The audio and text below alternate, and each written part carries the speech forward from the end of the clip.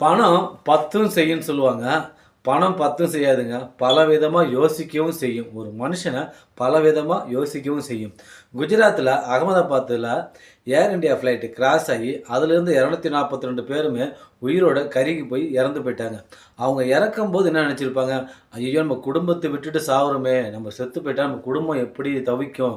சோத்துக்கு கஷ்டப்படுமே! அனாதையா ஆயிடுமே நம்ம குடும்பம்." அப்படின்னு மிகப்பெரிய கவலையோட தான் அவங்க உயிரெல்லாம் போயிருக்கும். ஆனா, அதுக்கப்புறம் ஏர் இண்டியா நிறுவனம், இந்த ஃப்ளைட் விபத்துல இறந்து போன எல்லாருக்குமே வந்து நாங்க ரூ. 1,00,00,000 நிவாரண நிதி கொடுக்குறோம் அப்படின்னு அறிவிச்சாங்க. இத கேட்டு உயிரோட இருக்கிற நிறைய ஆண்கள் என்ன கமெண்ட் பண்ணிருக்காங்கன்னா, "அந்த ஃப்ளைட்ல நாம போலயே, அந்த ஃப்ளைட்ல நாம போயி, நாம அன்னைக்கு செத்து போயிருந்தா, நம்ப குடும்பத்துக்கும் ரூ. 1,00,00,000 கிடைச்சிருக்குமே, நம்ம குடும்பம் நல்லா இருந்திருக்குமே, நம்ம பொண்டாட்டி பிள்ளைங்கலாம் நல்லா இருந்திருக்குமே" அப்படின்னு நெறைய பேர் கமெண்ட் பண்ணியிருக்காங்க. இதுலேருந்து என்ன தெரியுது நண்பர்களே, பணம் வந்து ஒரு மனுஷன எப்படியெல்லாம் யோசிக்க வைக்குது பார்த்தீங்களா?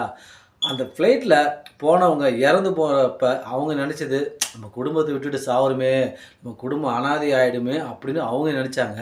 ஆனா உயிரோட இருக்கிற இங்க நெறைய ஆண்கள் என்ன சொல்றாங்கன்னா, வறுமைக்கு கீழ இருக்கிற ஆண்கள்லாம் என்ன சொல்றாங்கன்னா, "அந்த ஃப்ளைட்ல நாம போய் அன்னைக்கு செத்து போயிருந்தா, நம்ப குடும்பமும் நல்லா இருந்திருக்கும். நம்ம குடும்பத்துக்கும் 1,00,00,000 கிடைச்சிருக்கும். நம்ம பொண்டாட்டி பிள்ளைங்கலாம் நல்லா இருந்திருக்கும்." அப்படின்னு யோசிக்கிறாங்க.